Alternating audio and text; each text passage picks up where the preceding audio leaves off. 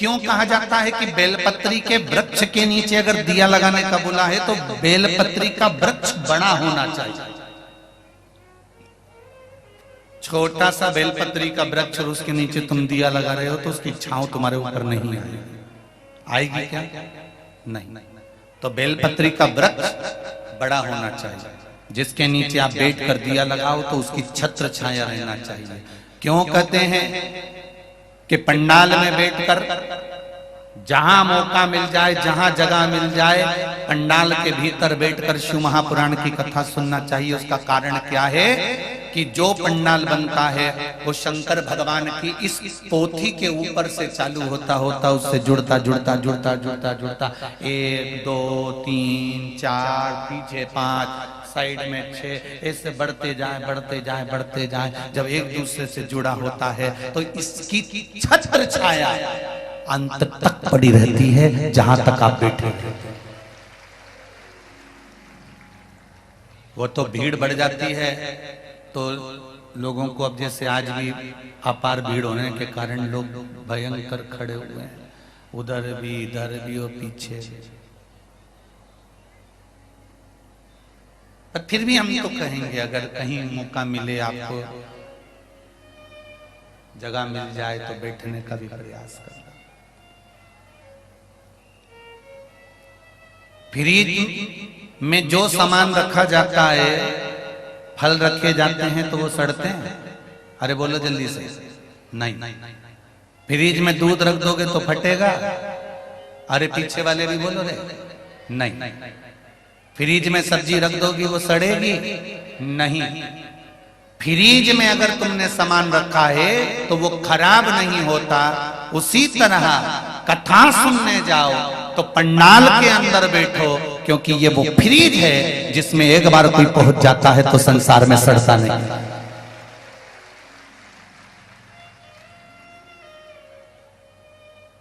संसार में सड़ने से बचना है। काम, लोभ, आसक्ति, वासना, तृष्णा, मोह, ये सब मनुष्य को सड़ाने वाला है।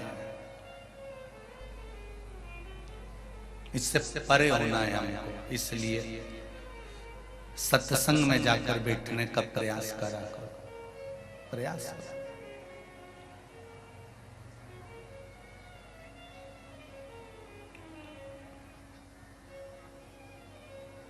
ना राम नाम लीनो तूने भरी जवानी में, तू डूब के मर जा रे चुल्लू भर पानी में, तू डूब के मर जा रे चुल्लू भर पानी में। जिसने मनुष्य की देह धारण करने के बाद अगर भगवान का भजन नहीं करा, स्मरण नहीं करा, संकीर्तन नहीं करा, तो उसका जीवन बेकार है।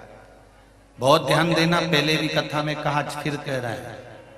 पत्नी, बच्चे, घर और खाने को भोजन, पेट भरने का सामान तो तुम जितने जन्म लोगे प्रत्येक जन्म में मिलेंगे।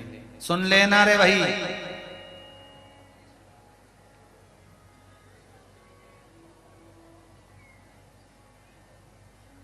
चौरासी लाख योनियों में जितने तुम्हारे जन्म होंगे, प्रत्येक जन्म में तुम्हारी पत्नी भी होगी, तुम्हारा पति भी होगा, प्रत्येक जन्म में तुम्हारे बच्चे भी होंगे, प्रत्येक जन्म में तुम्हें भोजन भी मिलेगा, प्रत्येक जन्म में तुम्हें रहने के लिए पृथ्वी मिलेगी, घर भी मिलेगा।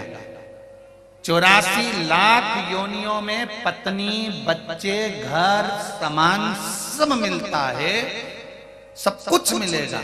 पर 84 लाख योनियों में शिव महापुराण की कथा नहीं मिलेगी। ये शिव महापुराण की कथा तो केवल मनुष्य के लिए है, मानव की योनि के लिए। इसलिए कहा नौकरी करो, सर्विस करो, धंधा करो, बिजनेस करो, जो तुम्हें करना है सब करो, पर साथ में परिवार को चलाते चलाते शिव महापुराण की कथा, भगवान का भजन कीर्तन करते चलो। तुम्हारे पास समय नहीं रहता तो इतनी कमाई में से थोड़ा थोड़ा पैसा बचाकर दुकान में भी एक टीवी लगवा लो और उस टीवी में कुछ मत करो, केवल 2 बजे से 5 बजे तक जब तक शिव महापुराण की कथा है उस समय तक उसको चालू कर कर बैठ जाओ। भले तुम ग्राहकी करो, भले तुम सारा काम करो, पर एक बात याद रखना, एक शब्द भी अगर कान में चले गया तो हो सकता है कि जिंदगी सवर जाए। थोड़ा सा ले पर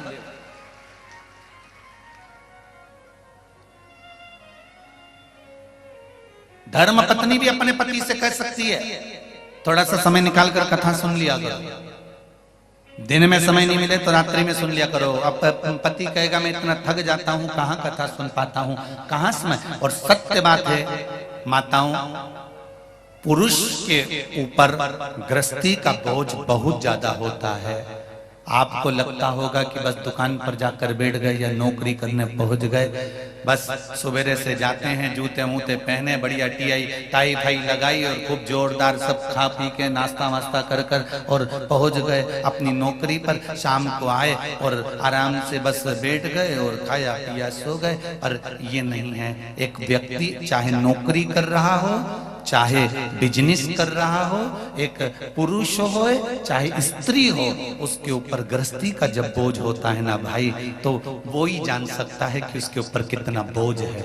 आप केवल उसका विल पावर मजबूत कर सकती हो। आप अपने पति से कह सकती हो और पति अपनी पत्नी से कह सकता है कि समय निकाल कर, ये मानव का देह है, बच्चों के लिए करना है, परिवार के लिए करना है, कुटुंब के लिए करना है, सब कुछ करना है, घर भी बनाना है, गाड़ी भी लेना है, दुकान भी चलाना है, सबको देखना भालना, सब कुछ तुमको करना है। हम कह भी देंगे ना कि तुम ये सब छोड़ दो तो तुम नहीं छोड़ सकते, क्योंकि मनुष्य का शरीर जब भगवान ने बनाया तो मनुष्य ने परमात्मा से पूछा कि तूने मुझे बनाया क्यों है। तो परमात्मा ने एक शब्द कहा, मैंने 2 कारणों से तुझे बनाया है, एक कर्म का भोग भोगने के लिए, दूसरा भजन करने के लिए। मृत्यु लोक में जाएगा तो तेरे को परिवार का भरण पोषण करना पड़ेगा। ये परिवार कौन है? तो भगवान कहते हैं तेरे बेटे, पूर्व समय में तूने जिससे कर्जा लिया होगा वो तेरे बेटे बनकर जन्म लेंगे। पूर्व समय में जिसने तेरा साथ दिया होगा, तू शादी कर कर उसका साथ दे रहा होगा। पूर्व में तूने किसी का बुरा करा होगा तो कोई तो बुरा करने के लिए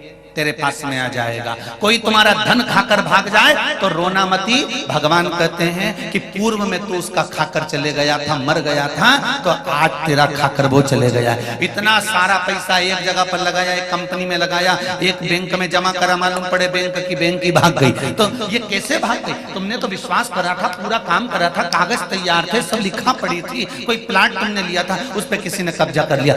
जरा समझो कि ये पूर्व का है जो कर्म हमको भोगना पड़ रहा है। ये जितने पत्नी, पति, बच्चे, बेटा, बेटी, माता, पिता, भाई, बंधु, कुटुंब, कबीला, ये सब हमारे पूर्व के संबंधों के अनुसार हमको प्राप्त होते हैं। भगवान ने कहा कि मृत्यु लोक में जा रहा है, बस एक बात याद रखना, पत्नी को भी पालना है, बच्चों को भी पालना है, परिवार को भी पालना है, घर भी तुझे बनाना है, दुकान भी तुझे बनाना है, जमीन भी जोड़ना है, बंगला भी बनाना है, गाड़ी भी तुझे लाना है। पर उसके साथ में एक काम जरूर करना कि थोड़ा थोड़ा शिव का भजन करते चले जाना, तो जिंदगी सवर जाए।